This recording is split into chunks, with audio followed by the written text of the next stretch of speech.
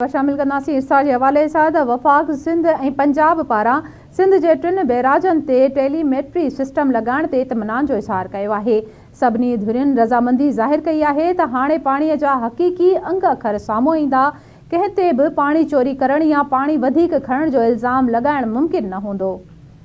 इरसा तरफ़ां सिंध जे 3 बैराजनि गुडू, सखर ऐं कोटड़ीअ जे दौरे जा मिनट जारी कया विया आहिनि। सिंध जे बैराजनि जो दौरो चेयरमैन अरसा जी सरबराही में कयो वियो हो।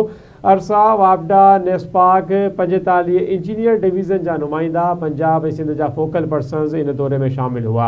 अहम ख़बर आहे नाज़रीन, वफ़ाक़ सिंध ऐं पंजाब पारां सिंध जे 3 बैराजनि ते टेलीमेट्री सिस्टम लॻाइण ते इत्मिनान जो इज़हार कयो वियो आहे। सभिनी धुरियुनि खे रज़ामंदी ज़ाहिर कई वई आहे त हाणे पाणीअ जा हक़ीक़ी अंग अखर साम्हूं ईंदा। कंहिं ते बि पाणी चोरी करण या पाणी वधीक खणण जो इल्ज़ाम मुमकिन न हूंदो। इरसा तरफ़ां सिंध जे 3 बैराजनि गुडू, सखर ऐं कोटड़ीअ जे दौरे जा मिनट्स जारी कया विया आहिनि। सिंध जे बैराजनि जो दौरो चेयरमैन इरसा जी सरबराहीअ में कयो वियो।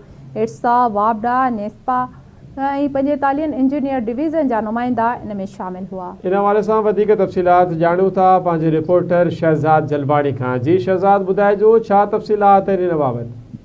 जी, इरसा, वापडा, नेस्पाक, फौजी इख्तियारनि ऐं सिंध पंजाब जे आपाशी खातनि सिंध जे 3 बैराजनि ते टेलीमेट्री सिस्टम लॻाइण ते इत्मिनान जो इज़हार कयो आहे। सभिनी धुरियुनि रज़ामंदी ज़ाहिर कई आहे त हाणे पाणी जा हक़ीक़ी जेके अंग अखर आहिनि उहे साम्हूं ईंदा। कंहिं ते बि पाणी चोरी करण या पाणी वधीक खणण जो इल्ज़ाम लॻाइण मुमकिन न हूंदो। छो जो माज़ी में ईअं रहियो आहे त जेके सूबा आहिनि उहे इख़्तिलाफ़ कंदा रहिया आहिनि त जेको उन्हनि खे जेको मुक़ररु कयल आहे पाणी उन्हनि जे लाइ मुख़्तस कयल आहे उहो उन्हनि खे नथो मिले।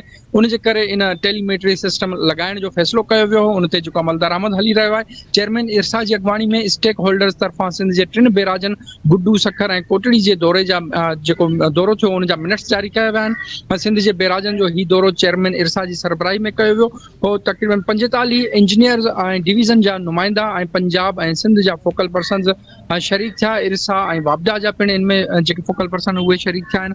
सूरत हाल जो जाइज़ो वरितो वियो इन दौरे दौरान। बहाली जो कमु जेको हलंदड़ आहे उनजो गुडू ऐं सखर बैराजनि ते हिकु ई वक़्तु IBIS टेलीमेट्री औज़ारनि जे लॻाइण जो जाइज़ो पिण वरितो वियो आहे। दौरे दौरान कोटड़ी बैराज ते टेलीमेट्री नस्ब करण जी अॻु भराई जो पिण मुआइनो कयो वियो आहे। दौरे जी कार्रवाई जा मिनट्स सभिनी लाॻापियल अमलदारनि खे आगाही ऐं दौरे दौरान कयल फ़ैसिलनि ऐं मुफ़ाहमतनि मूजिबि ज़रूरी अमल दरामद लाइ पिण मोकिलिया विया आहिनि।